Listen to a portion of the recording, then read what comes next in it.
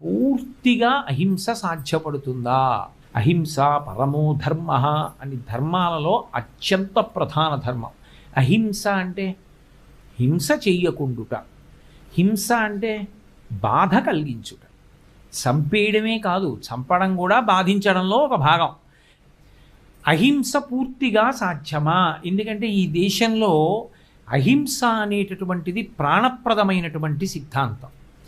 కానీ మీరు ఒకటి ఆలోచించండి, అహింస పరిపూర్ణంగా పాటించడం ఎవరి వలన సాధ్యము కాదు. మరి అప్పుడు అహింస పరిపూర్ణంగా ఎలా సాధ్యం? అందుకే వేదం ఒక గొప్ప విషయాన్ని చెప్పింది.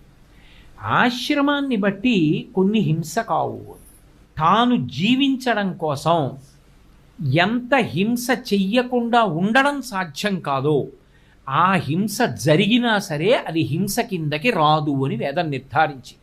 కేవలం తన మనసుకి ఉల్లాసం కలగడం కోసమని చెప్పి వేరొక ప్రాణిని మాత్రం హింసించకూడదు. తను బ్రతకడానికి ఎంతవరకు అవసరమో అంతవరకే. తను బ్రతకడానికి ఇది ఉండగా, ఇన్ని ఉండగా ఇవి కాదని వేరొక ప్రాణిని బాధించి తాను బ్రతకవలసిన అవసరం ఉందా అన్న ప్రశ్న వస్తే అక్కర్లేదు.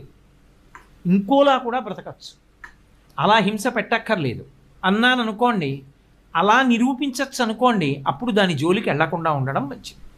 ఇన్ని ఉన్నాయి తినడానికి, ఇవన్నీ కాదని ఏదో హింస చేసి తినకు అన్నాను అనుకోండి, అప్పుడు ఏది వాడితే ఏది తింటే ఎక్కువ హింస జరగలేదు, నిత్తురు కారిపోలేదు, వేరొక ప్రాణి గిలగిల తన్నుకోలేదు, దానితో కడుపు నింపుకోవడాన్ని శ్రేయస్కరము అని చెప్పవలసి ఉంటుంది.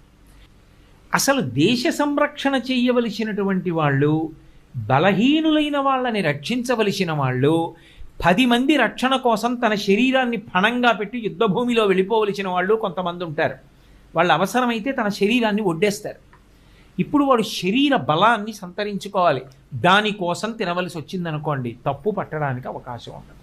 పూర్తి అహింస ఎవరికి ఎప్పుడూ సాధ్యమయ్యే విషయము కాదు.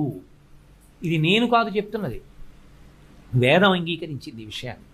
గృహస్థ విషయంలో అందుకే అన్ని మినహాయింపులు ఇచ్చింది. అహింస పరిపూర్ణముగా సాధ్యమా అంటే ఒక్కనాటికి కాదు అని వేదం నిర్ధారణ చేసింది.